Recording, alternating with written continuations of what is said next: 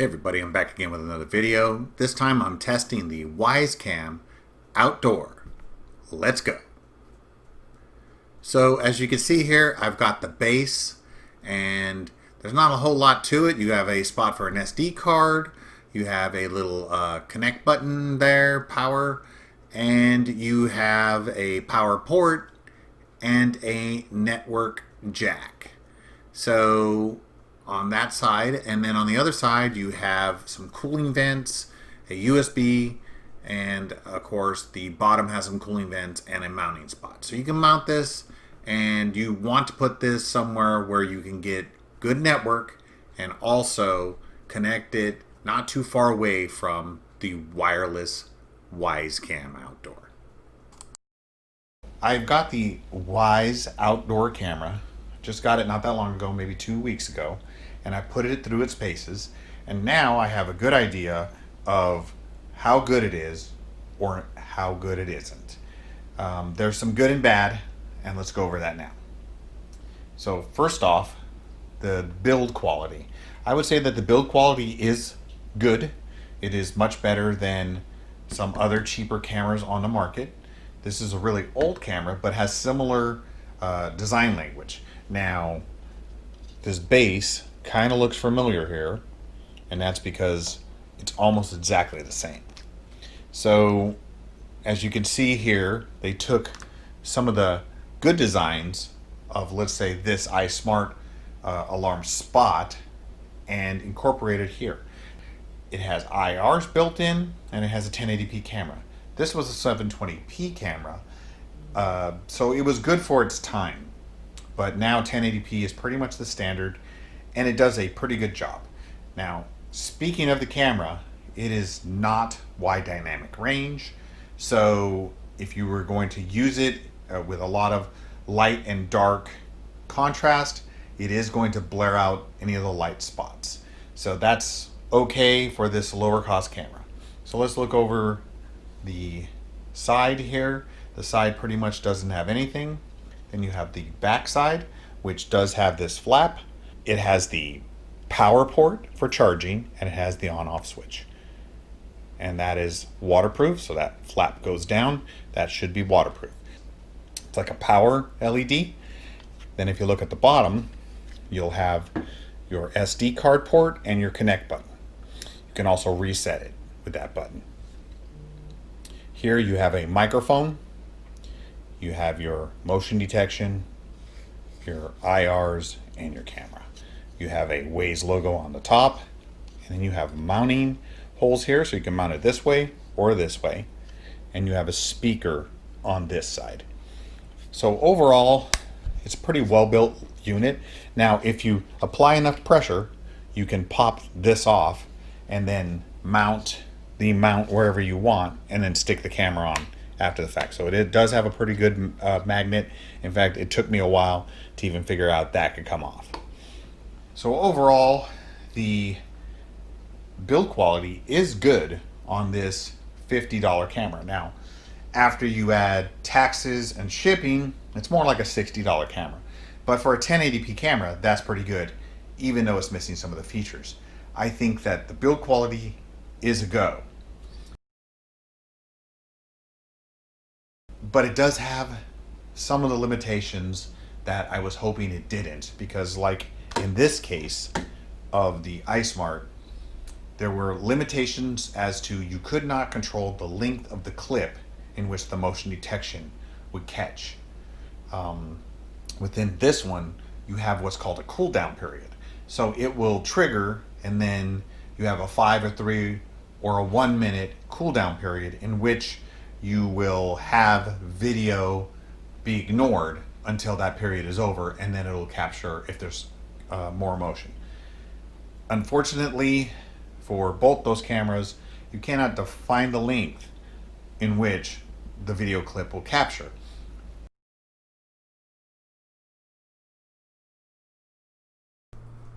Let's launch the Wyze app. As you can see here, I named my camera Anywhere, and I named my base Da Base. Right here it's connecting, and it takes a minute, and there you are. You're in a live stream of the camera. I'm moving the camera here. The green boxes on the screen are identifying motion, and you can also see the HD is showing the actual kilobytes of the bandwidth that's being utilized. If you go into settings, you can schedule recordings, and there is a limitation to the size in which you can put an SD card and do local recordings on the camera itself. So you could select different durations. I've done a 2-hour or a 1-hour record and was able to save it directly to the SD card. It worked fine, but it just depends on how big your SD card is as to how many hours and or days you can record continuously. But as far as the events are concerned, you just go to the calendar, click on a date. If there's an event, it'll bring it up. You can turn the camera off remotely and turn it back on. You can also schedule for it to check for motion on different times of the day. So some of the suite or the app is well made, and I can't complain 100%. It's a $50 camera. It does have good motion detection. I just don't like the fact that they box you in to 12 seconds exactly and a 1 minute or a 5 minute cooldown time. I know they're trying to save battery, but you know, this is a camera in which you would want to record something. So why can't you define, hey, I want to record, you know, a 30-second clip, and if there's another motion within 1 minute, I want it to record again. But if there's not another motion, then turn it off and wait until you see another motion. That would have been preferable. So almost like the inverse of what they did would have been perfect on the app. There's some other things that are, I guess, kind of a question mark onto why they didn't include certain things like a pause, a play, and an advance forward and rewind button on the player itself. It pretty much just, you click on it, it plays. It plays till the end, and then you can play it again, or you can go back. So there's no real way to scrub through the video. If you try to drag on it, it pretty much just freezes up. So I didn't like that about the app. As far as it's just not user friendly. Now, it did catch a mouse trying to sneak into our chicken coop, and it did a good job. The black and white worked very well. The IRs worked very well, so I was impressed with that. So the nighttime video did work good. So as far as the app layout, it's pretty well done. I mean, you can listen to sound, you can capture local video on your phone itself. You have a speaker on the camera that you can speak through your microphone on your phone and talk to somebody on the other side. There is some lag though, and you can take a local picture. So that's some of the things you can do just as a quick, you know, icons, and then there's a more button which we'll get to. So let's look at the settings. On the top right hand corner you'll see a little icon there, and you can do event recording. You can determine the cooldown period between 1, 3, and 5 minutes, and you can also put an SD card on the base station itself and back up video to that, so it'll be a little redundancy involved, which all of that is pretty good. I think that was well done, and the motion detection in itself works okay, although it's not very customizable. So your notifications, you got low battery and you got motion. And then your sensitivity, and here's the thing I have a problem with. It's got sliders that can say a higher or lower, nearer or farther.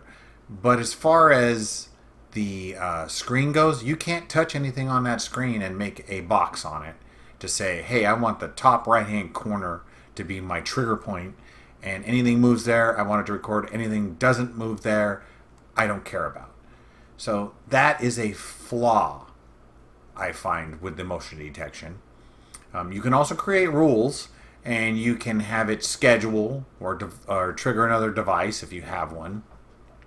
So you can mute the notifications or turn them on. You can turn on and off motion. You can turn on and off uploading, turn on and off the camera. So that's not too bad. I mean, you know, I wish there was a little bit more integration with other devices other than their own, like a Google Home or a Amazon product or even the Apple products. Now, travel mode. There is another thing. I'm not going to go into travel mode too much because it would kick. It basically goes and it kicks the base off and allows you to connect directly to your cell phone through the Wi-Fi connection. And that's basically in a nutshell what it is. And you can even put a password on the Wi-Fi connection from your cell phone to your camera. Now, that is a good feature if you wanted to take it on a trip with you, or you wanted to just have it in a motel or something like that. That would be kind of cool. And so other than that, what else do we have in the settings here? We have the manuals are built in, so you got mounting, status light, and a quick setup guide. And then, of course, you have the sound. You can do speaker and you can do microphone on there, so you can talk on the other side. But there is some lag and some echoing. You can also take pictures locally and record locally to your cell phone. If you go into the more, you can check out your albums, your videos, your schedule recordings, and your time lapse. So I've tested pretty much everything. I did do a time lapse a little bit later in the video, and it works well, although I didn't do a super long one. I did do a scheduled recording and I did an hour. It works, but like I said, there's no real scrubbing involved. So if you try to drag the playback faster, it doesn't do it, and it pretty much freezes up. And so I also tried to download the video just to see if I could put it on a computer, and that has actually not worked as of yet. I don't know where it puts it on the phone, and then I'm still going to have to figure out how I can get it from the phone to the PC. So I wanted to test out the time-lapse feature on the unit. Now you can define how many minutes it goes for. By default it gives you 15. I put it to 6. And it's every 6 seconds it takes a snapshot. And I started it, and you can actually end it at any time. So let's say you put it for 10 hours, and after 6 hours you go, you know, I got enough video. You can hit end and it will stop, which is kind of a good feature. But anyway, so it did work. I did try it. I'll have to try it on more of a like maybe a sunrise or water motion or something like that.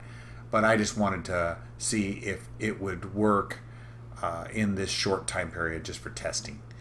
And it did, although it really wasn't that great of a result.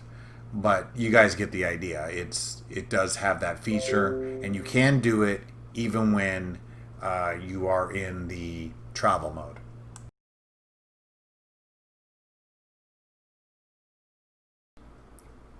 So what's the verdict?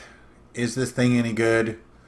I would say yes, with a caveat, which is, what are you going to use it for?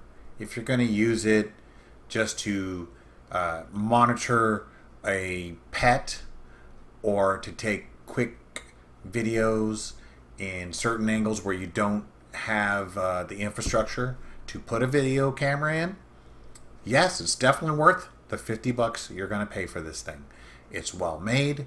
The battery lasts good. It's got good motion detection. You can, if you put an SD card locally in it, do some continuous video. And the signal strength as far as the base to the camera itself is pretty good. I have it going about 30 feet away, and it still works well. It really is dependent on where you plug it in. The mount is designed well. The camera is designed well. The IRs are designed well. it is a 1080p camera. The app is the weakest point of this camera, I believe. I understand that they were trying to make it so that they would last a long time. But because you cannot set the triggers for the motions yourself, you cannot set specific areas that can trigger the motion, and because you have no scrubbing as far as being able to fast forward or playback speed or rewind or even do any kind of analytics that would allow you to pick a location and say, I only want to see video in this spot and siphon out all the rest when you have continuous video playing. All of those features could just be added into the app. It would affect some of the recording, I guess, time and when you would have to recharge it, but that should be up to the user whether they want to like recharge it, you know, once a month and have all of those features and be able to record, I guess, within, if you have motion within 1 minute, do another recording. So after that 1 minute, then it wouldn't do it.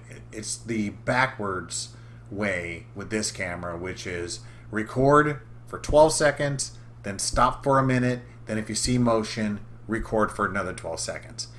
I really believe it should have been record for 20 or 30 seconds, all definable by the app, and then if you see a secondary motion after the 30 seconds, continue recording for another 30 seconds.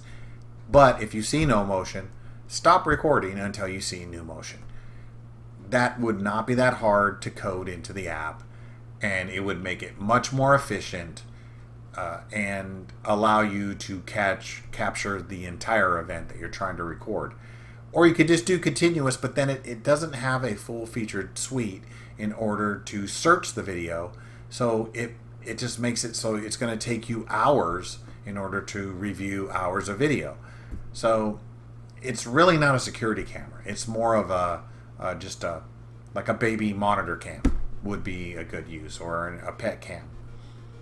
So in that case, I would say I can't recommend it for security, but I can recommend it for other novel uses. Anyway, hopefully you found this video helpful and it helps you in your buying decisions. If it did, please click like and please leave a comment. And if you really, really liked it, please subscribe. Anyway, that's my video. Thanks for watching. I'm gonna get the tag out. Later.